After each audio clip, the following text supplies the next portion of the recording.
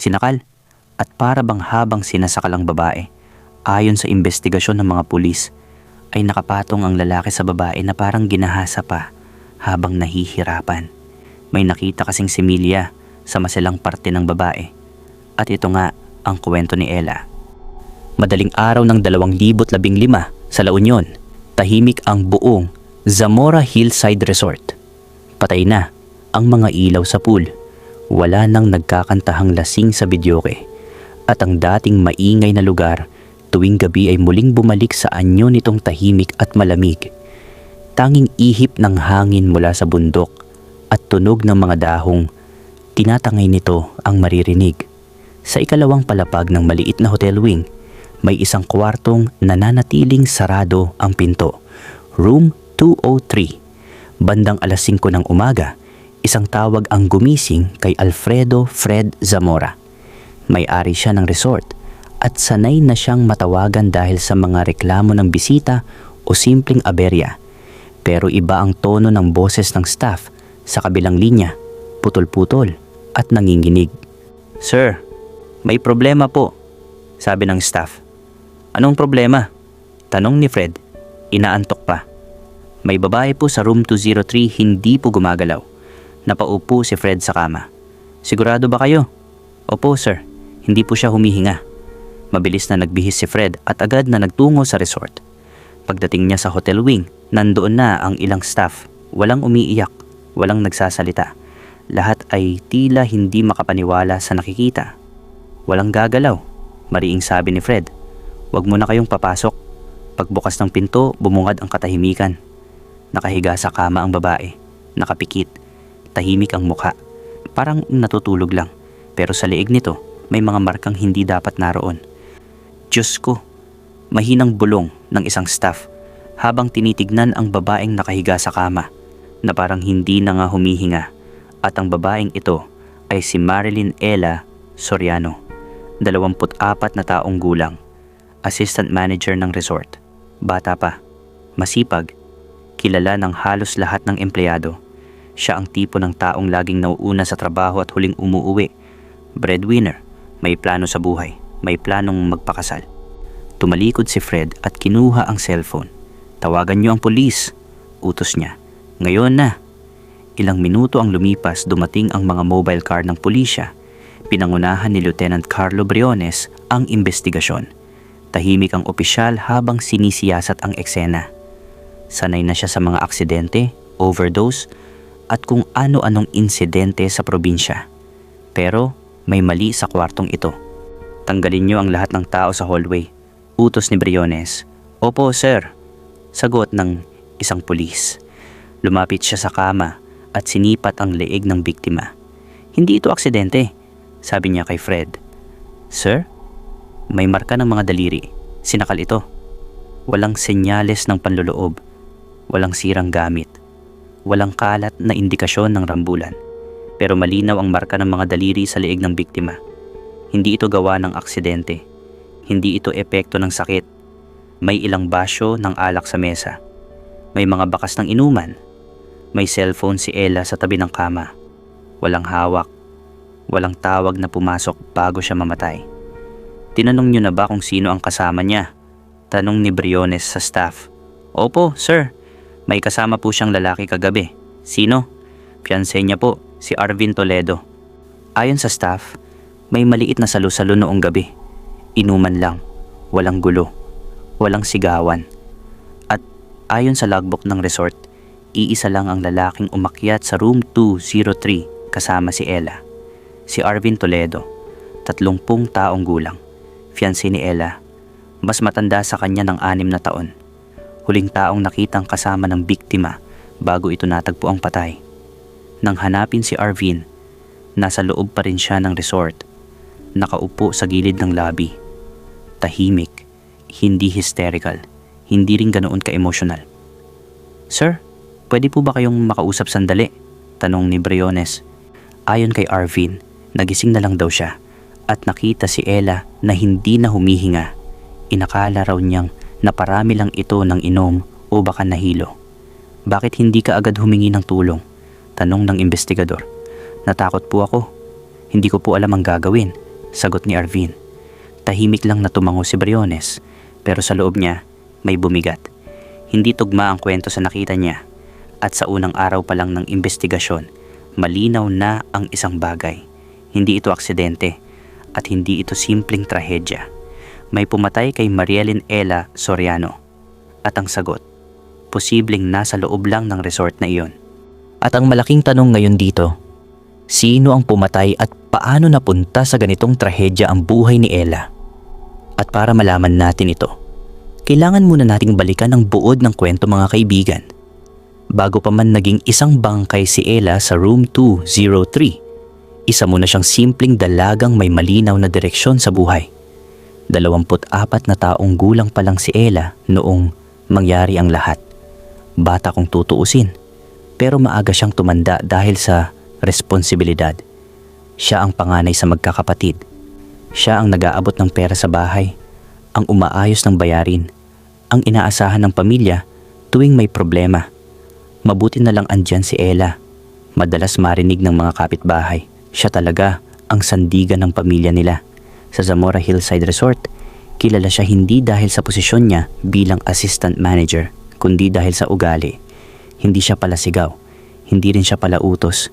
Tahimik lang pero maaasahan. Ella, may absent tayo ngayon, sasabihin ng isang staff. Sige, ako na bahala, sagot niya kahit pagod na. Kapag may reklamo ang bisita, siya ang haharap. Pasensya na po, aayusin po namin agad, kalmado niyang sinasabi. At kapag may problema sa operasyon, siya ang unang maghahanap ng solusyon. Doon na rin halos umikot ang buhay ni Ella.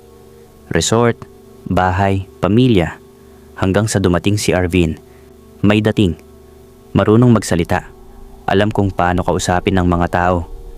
May trabaho na madalas bumiyahe, kaya sa panlabas, mukhang may direksyon din ang buhay. Pagod ka na naman? Minsan niyang tanong kay Ella. Okay lang ako, sagot nito, kahit halatang pagod. Hayaan mo na, ako na bahala sa'yo. Sa simula, tila siya ang sagot sa lahat ng pagod ni Ella. Siya ang kausap sa gabi. Siya ang kasama sa pahinga. Siya ang lalaking nagsabing, "Huwag mo nang pasan lahat, nandito ako." At naniwala si Ella. Long story short mga kaibigan, ay naging magkasintahan nga ang dalawa ng ilang taon din, hanggang sa napag-usapan na nga ang kasal. Ayon sa mga kaibigan niya sa resort, doon nagsimulang magbago si Ella. Hindi masama, hindi rin lubos na masaya. Parang may hinihintay palagi, may iniisip, at may dinadala. Okay ka lang ba?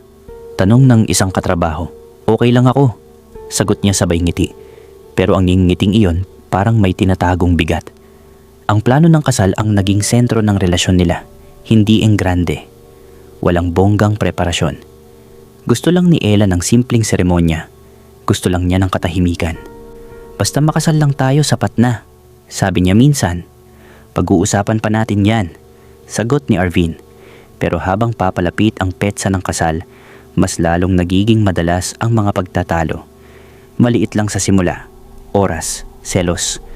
Bakit hindi ka sumagot kanina? Busy ako sa trabaho. Sino ang kasama mo?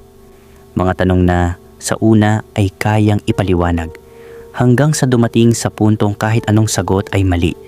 Si Neil, matalik na kaibigan ni Arvin, ang madalas nilang kasama sa mga inuman. Siya ang saksi sa mga pagkakataong nagtatalo ang dalawa. Normal lang yan, sabi ni Neil minsan. Lahat naman ng magkasintahan, nag-aaway. Pero may mga sandaling napapansin niya ang tono ni Arvin. May bigat, may diin. Parang hindi basta tampo ang dala. So ganito ang nangyari, pakinggan nyo ng maigi mga kaibigan. Ang gabing iyon sa Zamora Hillside Resort ay hindi nagsimula bilang isang krimen. Nagsimula ito bilang isang karaniwang gabi ng pagod, alak, at mga salitang matagal nang naiipon na kinikimkim o sama ng loob. Bandang 10:00 ng gabi, nagsimula ang inuman sa poolside. Ilang staff lang, walang bisita. Tahimik ang paligid, mahina ang tugtog. May beer sa mesa, may ilang baso ng alak, at may mga kwentuhang pilit pinapasaya ang sarili matapos ang mahabang araw ng trabaho. Sa wakas, tapos din ang duty. sabi ng isang staff sabay tungga ng beer. Oo nga, parang hindi na matatapos yung araw, sagot ng isa pa. Nandoon naman si Ella pero halatang wala ang loob niya sa salo-salo. Umiinom siya pero hindi tulad ng dati. Paunti-unti, parang may iniisip at para bang hinihintay na lang na matapos ang gabing iyon. Okay ka lang? Tanong ng isang kasamahan niya. Okay lang, sagot ni Ella. Sabay ngiti pero hindi umaabot sa mata. Si Arvin naman ay kabaligtaran. Mas madaldal, mas palakibo ang kilos. Ayon sa mga nakakita, ilang beses siyang lumalapit kay Ella para kausapin ito ng pabulong.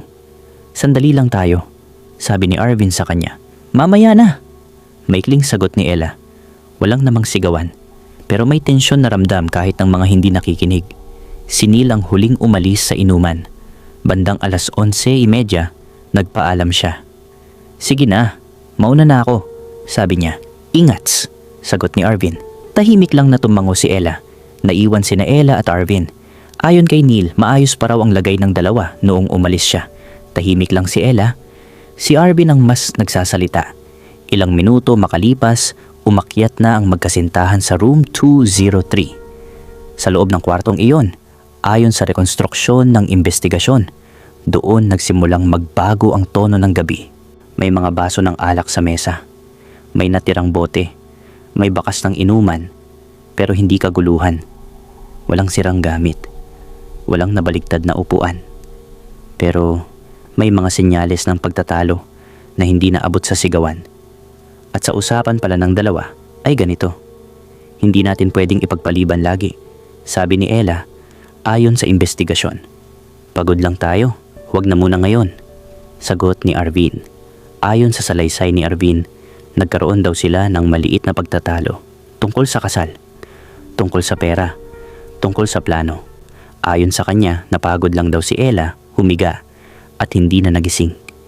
Pero hindi yun tugma sa nakita ng mga investigador. Ayon sa forensic findings, may mga bakas ng pakikipaglaban si Ella.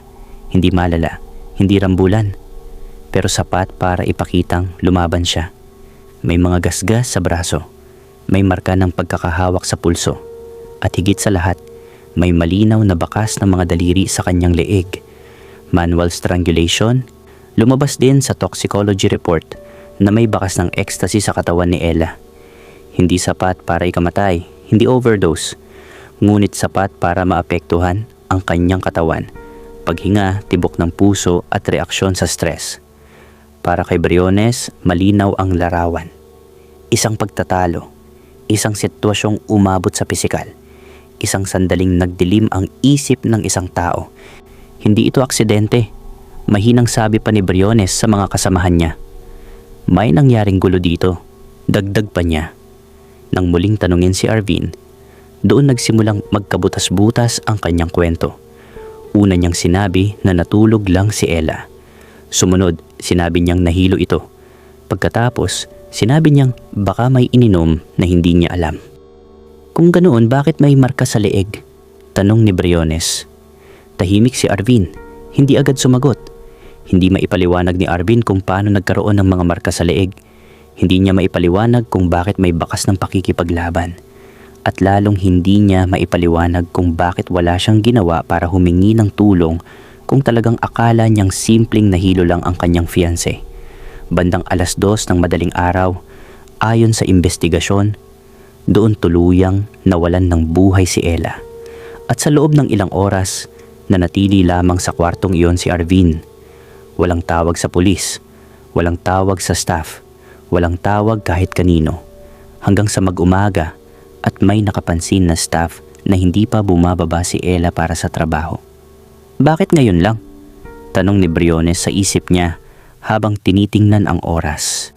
Para kay Briones, hindi na tanong kung may krimen. Ang tanong na lang ay kung hanggang saan ang kayang itago ng taong huling kasama ng biktima. Sa gabing iyon, sa loob ng isang kwartong walang saksi, nabura ang hangganan ng pag-ibig at galit, at ang pangakong kasal ay napalitan ng isang krimeng hindi na mabubura ng kahit anong paliwanag. Ang susunod na hakbang ay hindi na tungkol sa kung ano ang nangyari, kundi kung sino ang mananagot. At para kay Arvin, unti-unti nang sumisikip ang mundo. Hindi na tahimik ang barangay kung nasaan ang resort matapos ang gabing iyon. Sa loob lamang ng ilang oras matapos ilabas ng pulisya ang balita, kumalat na ang usapan sa buong bayan. May namatay sa resort. Bata pa, assistant manager, ikakasal sana. At ang huling kasama ay ang mismong fiancé nito. Sa harap ng Zamora Hillside Resort, nagsimulang magtipon ang mga usyoso. May mga empleyadong umiiyak. May mga tao na nagbubulungan. Ano raw ang nangyari? Fiancé daw ang huling kasama. Diyos ko, ikakasal na pala. At may mga tanong na walang gustong sumagot. Pero para kay Lieutenant Carlo Briones, iyon ang pinakamahirap na bahagi ng kaso. Hindi ang ebidensya, hindi ang autopsy, kundi ang ingay ng komunidad. Dahil sa probinsya, mas mabilis mauna ang panghuhusga bago ang katotohanan. Unang kinaharap ni Briones ang pamilya ni Marilyn Ella Soriano. Isang pamilyang hindi makapaniwala na ang batang halos buong buhay ay puro trabaho at sakripisyo ay iuuwi na lang sa isang kabaong. Tahimik ang sala. Walang iyakan, walang sigawan. Sir, mahina ang boses ng ama. Gusto lang po naming malaman ang totoo. Hindi umiimik ang ina. Nakatitig lang sa litrato ng anak na nakasabit sa dingding. Bakit? Paano? At matapos ang ilang segundong katahimikan, mahina ngunit matalim ang huling tanong ng ama. Sino po ang gumawa nito sa anak namin? Samantala, muling ipinatawag si Arvin Toledo para sa mas formal na interogasyon. Sa pagkakataong ito, hindi na bilang fiancé na nagluluksa, kundi bilang pangunahing suspek sa pangyayari. Tahimik siya sa umpisa. Diretso ang likod. Nakapulupot ang mga kamay. Mahal na mahal ko si Ella. Paulit-ulit niyang sinabi. Hinding-hindi ko siya sasaktan. Hindi ko alam kung paano siya namatay. Pero habang tumatagal ang tanungan, mas lalong lumalabo ang kanyang kwento. Anong oras ka lumabas ng kwarto? Tanong ni Briones. Mga bandang alas 11. Sagot ni Arvin. Tugma ba yan sa CCTV na alas 12:15 ka pa bumaba? Napahinto siya. Baka nagkamali lang ako ng tanda. Hindi tugma ang oras. Hindi tugma ang kilos. At higit sa lahat, hindi tugma ang kanyang reaksyon sa bigat ng nangyari. Walang panik. Walang agarang tawag ng tulong. Bakit hindi ka agad humingi ng saklolo? Tanong ni Briones. Natigilan si Arvin bago sumagot. Nagulat po ako. Hindi ko alam ang gagawin. Isang sagot na hindi nakumbinsi ang investigador. Pumasok din sa eksena si Neil Aragon. Kaibigan. Inuman buddy. Saksi sa ilang away ng magkasintahan. Normal lang naman po yung away. Depensa niya sa una. Magkasintahan eh. Pero nang ipakita ang mga mensahe at testimonya ng ibang staff, nag-iba ang kanyang tono. May mga pagkakataon po talaga na nasosobrahan si Arvin. Aminado niya. Minsan ayaw niyang pauwiin agad si Ella. Kapag nag-aaway sila, siya yung mas malakas ang boses. Huminga siya ng malalim. Hindi ko po inakalang aabot sa ganito. Huling salita ni Arvin. Sa kabuuan ng investigasyon, naging malinaw sa mga awtoridad na hindi basta aksidente o simpleng pananakit ang nangyari. Batay sa autopsy, posisyon ng katawan, at presensya ng similya, lumalabas na may naganap na sapilitang pakikipagtalik bago o habang sinasakal ang biktima. Dahil dito, inihanda ng mga investigador ang kasong rape with homicide laban kay Arvin. Hindi na ito usapin ng alitan o selos lamang, kundi isang mabigat na krimen na may malinaw na elemento ng panggagahasa at sinadyang pagkitil ng buhay. Ito ang direksiyong tinahak ng kaso habang hinihintay ang formal na pagsasampa ng sakdal.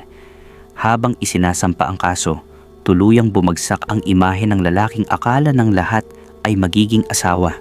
Sa mga mata ng bayan, hindi na siya si Arvin na mabait at palangiti. Sa pagkalibing ni Ella, hindi pa niya agad nakamit ang hustisya. Habang ibinaba ang kabaong sa lupa, sariwa pa ang sakit at mabigat pa ang katahimikan ng mga tanong na wala pang sagot. Para sa pamilya, sa mga sumunod na araw, unti-unting umusad ang kaso. Dahan-dahan, pero tiyak. Sa huling pagdinig, Matapos timbangin ng hukuman ang lahat ng ebidensya, testimonya at resulta ng forensic examination, naglabas ng hatol ang korte na patunayang lampas sa makatuwirang pagdududa na si Arvin ang responsable sa panggagahasa at pagpatay kay Ella. Dahil dito, hinatulan siya ng reclusion perpetua na walang karapatan sa parol kasama ang pagbabayad ng danyos moral, sibil at exemplary sa pamilya ng biktima. Ayon sa hukom, malinaw ang intensyon, malinaw ang karahasan at malinaw ang krimeng naganap. Lesson to sa lahat na ang mapanganib na tao ay hindi yung palaging hindi mo kilala. Minsan, sila pa yung mga malapit sa'yo at minamahal mo. Sila yung magpapahamak sa'yo o sisira ng buhay mo